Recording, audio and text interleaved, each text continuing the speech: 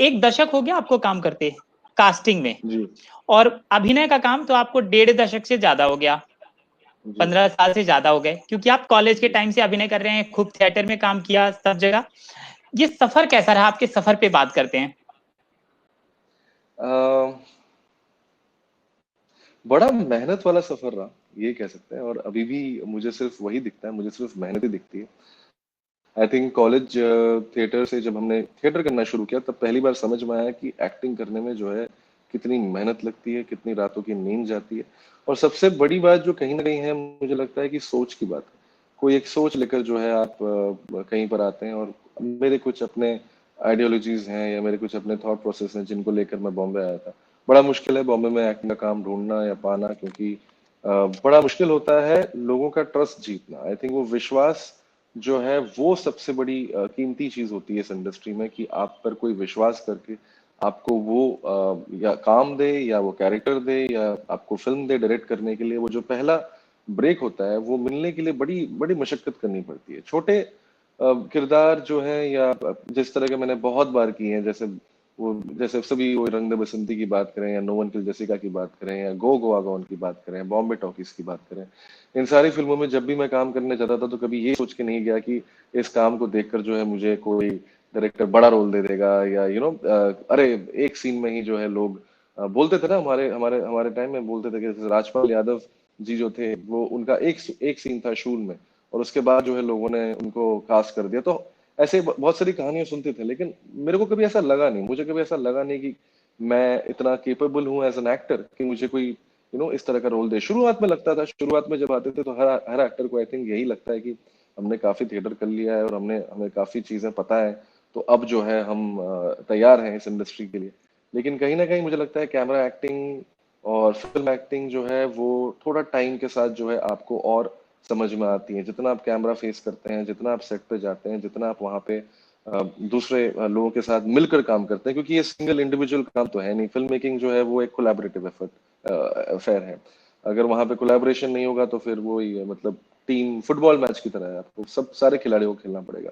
तो वो team work समझना, वो आपस का पैशन समझना, आपस के लोग चुनना, वो बहुत जरूरी है। क्योंकि बहुत बड़ी इंडस्ट्री है, तो कहीं ना कहीं ये भी हो सकता है कि आप शायद एकदम ही मतलब लॉस्ट हो जाए, कि आपको समझ ना आए कि आप किन किन के साथ काम कर रहे हैं, किन के साथ जुड़े हैं। मेरे लिए वो बहुत जरूरी था कि मैं किन के साथ जुड़ूं, किन के साथ काम करूं। और वो शुरुआत से ही मैंने अपने आप को जो है उसमें एक डिसिप्लिन तरीके से जो है उसको रखा।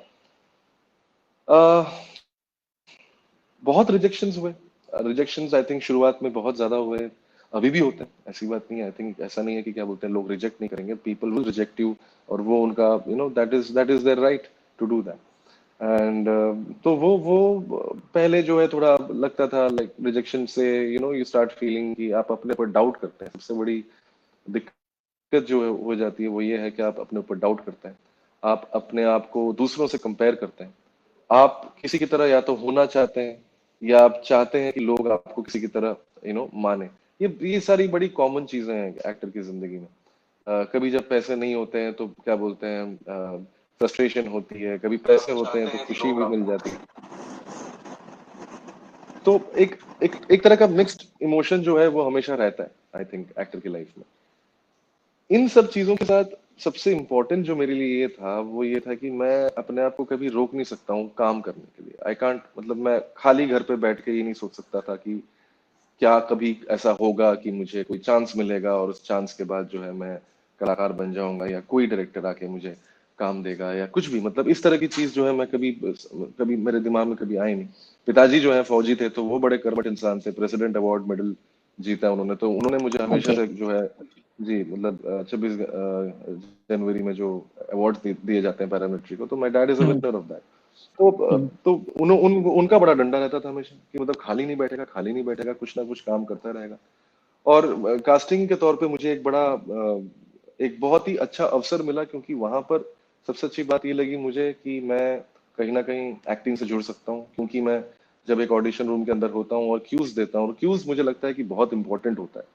अगर वो क्यू जो है वो एक एक्टर ना दे तो बड़ा मुश्किल हो जाता है दूसरे एक्टर के लिए। क्योंकि मैंने देखा था, मैं उन दिनों की बात कर रहा हूँ जब ये एकदम शुरू ही हुआ था, जब एक्टर्स क्यू देने लगे थे। उससे पहले जो एडीज देते थे या कोई मैंने बहुत बार देखा है कि कभी कभार मैं किसी ऑडिशन में गया था तो जो बंदा कैमरा कर रहा है वही जो है लाइन पढ़ रहा है, आप देख नहीं पा रहे हो। और जब नए होते हो ना आप, तो आपको इन सब चीजों की समझ नहीं होती है। आपको समझ नहीं होता है कि आप देखो कहाँ। ये लुक लुक जो है, लुक वो जितना काम आप करते रहते हैं तब आपको समझ में आता है।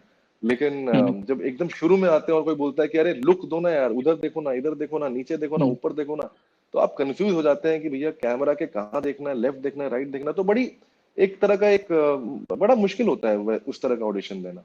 तो जब मैंने वो प्रोसेस शुरू किया तो मुझे लगा कि यार ये तो बढ़िया है, ये मैं दूसरे एक्टर की भी हेल्प कर रहा हूँ एक तरह से, और मेरा जो है खुद का भी जो है प्रैक्टिस जो है वो हो रहा है। सबसे बड़ी बात ये थी कि चूंकि मैं एक्टर था तो मैं, और थिएटर काफी साल तक किया था, तो मुझे एक्टरों की एक तरह का एक जो कम्युनिटी है उनके बारे में पता था। जो नए एक्टर्स कहते हैं ना कि मतलब कास्टिंग में जो है आपको नए एक्टर्स लाने पड़ते हैं। हम नए एक्टर्स कहाँ से लाएंगे? एक तो ऑब्वियसली हो गए जो बॉम्बे में आए हुए हैं, जो शायद काम ढूंढ रहे हैं। अब उनमें से भी ढूंढना, उनमें से भी ये ढूंढना कि हाँ जो शायद काम नहीं ढूंढ रहे हैं उनको कहाँ से लाए। अब कुछ लोग हैं जो थिएटर में शायद बैठे हैं, फंसे हुए हैं, या वहीं पे काम करना चाहते हैं, लेकिन हमें लगता है कि नहीं यार, ये कोई अच्छा एक्टर है जिसको फिल्मों में भी काम करना चाहिए, उसको जाके ढूंढना, कन्विंस करना, ये भी एक काम है कास्टिंग का। सिर्फ ऑडिशंस लेना नहीं है। आई थिंक वो एक्टर्स को खोज करना भी जो है वो बहुत बड़ा काम है हमारा। तो उस खोज में बड़ा मजा आने लगा, क्योंकि कहीं ना कहीं आप एज एन एक्टर जो है आप फील कर रहे थे कि ये आप किसी और के लिए भी कर रहे हैं। जो जिस कहते हैं ना कि खुशी जब when you share it it becomes double, तो वही वही मेरे साथ भी हो रहा था। कई सारे ऐसे कलाकारों से मिला उन उन जमाने में, जो उस टाइम पे जो जो पुराने एक्टर्स थे, जिनको मैंने टीवी में देखा था, फिल्मों में देखा था, और उनको मैं ऑडिशन स्पेस में जो है उनसे बातें करना, उनसे कुछ चीजें सीखना, एक तरह का वो प्रोसेस बन गया मेरे लिए। एक्टरों के बीच में जीना, कैरेक्टर्स के बारे में सोचना। एक्टर तो काम से नहीं होता, मुझे लगता है एक्टर जो है वो आपके डीएनए में होता है, या आप होते हो। और वो चाहे आप कोई भी कुछ भी काम कर रहे हो, उससे कभी आप दूर नहीं भाग सकते। आपका बस ये काम हो सकता है कि आप उसको एक्सप्लोर करते रहें, इतना एक्सप्लोर करें कि जब आपको वो मौका मिले तो कोई आप पे वो उंगली ना उठा पाए, या कोई आप पे ये ना कह पाए कि नहीं यार, मौका दिया था लेकिन लड़का कर नहीं पाया। तो वो चीज मुझे सुनने में मुझे बहुत डर लगता है। तो इसलिए शायद मैं हमेशा हमेशा से ही एक्सप्लोरेशन में ज्यादा बिलीव करता हूँ, ट्रेनिंग में ज्यादा बिलीव करता हूँ। और वो चीज करते करते करते, शॉर्ट फिल्म करते हुए, कभी कुछ किया कभी कुछ किया, फाइनली अमर कौशिक जी, जो कि स्त्री का डायरेक्टर हैं, वो नो वन किल जेसिका में एसोसिएट डायरेक्टर थे। अब उन्होंने उन्होंने जो है मुझे बहुत पहले से जो है वो क्यूज वगैरह देते हुए सुना था। और क्यूज में क्या होता है कि जब आप अच्छे क्यूज देते हैं तो क्या होता है कि कभी कभार वो डायरेक्टर सुनते हैं बैठ के, डायलॉग जो है वो बोल रहा है कोई, तो वो सुनते हैं कि अरे ये कौन है, ऐसा कौन है। तो मेरे क्यूज जो थे वो बड़े पॉपुलर थे जब मैं गौतम सर के साथ असिस्ट करता था।